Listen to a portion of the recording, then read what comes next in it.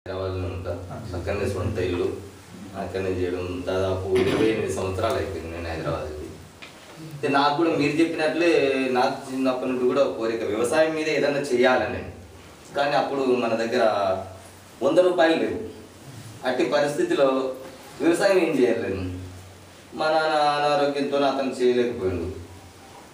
భూమి ఉంది కానీ చేసే పరిస్థితి లేదు. అటు మనం డబ్బు చేతుంటేనే కానీ ఏదైనా చేయగలమనే ఉద్దేశంతో మొత్తానికి నేను హైదరాబాద్ వెళ్ళి అక్కడ నుండి బొంబాయి ఎక్కడో వెళ్ళి డబ్బు తీసుకొచ్చిన తర్వాత చేయాలనే ఉద్దేశంతో వెళ్ళడం జరిగింది.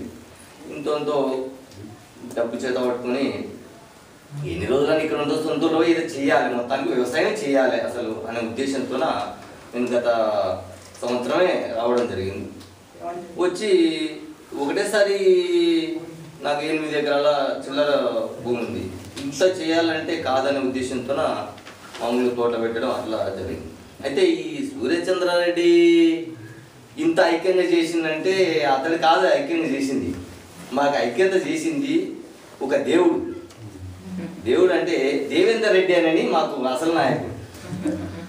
అతని ద్వారా మేము ఐక్యత అయినాం.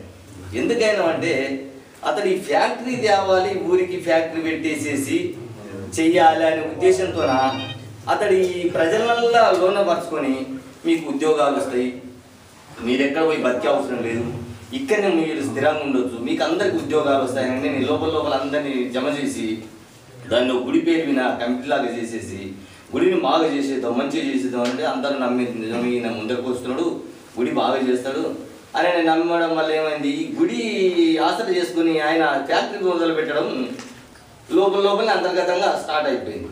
అది చిన్నగా వీళ్ళు అందరూ ఒకటే కాబట్టి అక్కడనే హైదరాబాద్లో ఉంటున్నారు. అప్పటి వరకు నేను వచ్చిన అప్పటికి 6 నెలలు అయిపోయింది.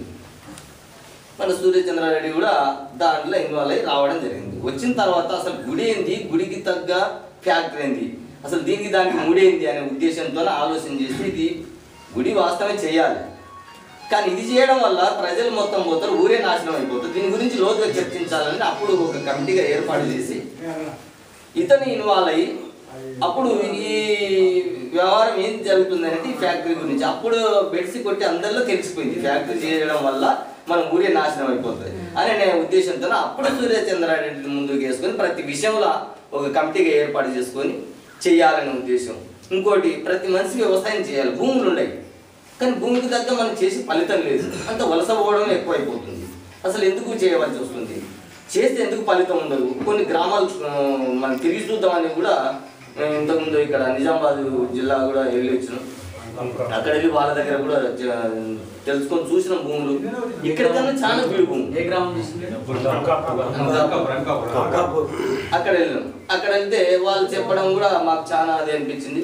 అప్పటి నుంచి కొద్ది ఉన్న వాళ్ళు కూడా ఇంకా ఇంట్రెస్ట్ పెరిగిపోతుంది.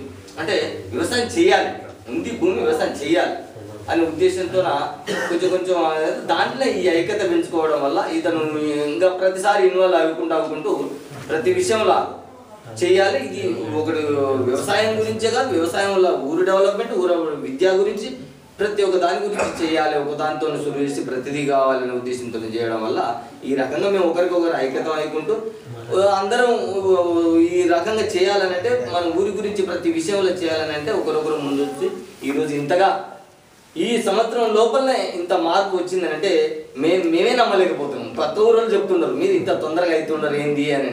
ఫ్యాక్టరీ సంఘటన జరిగి సంవత్సరం అయిందా? సంవత్సరం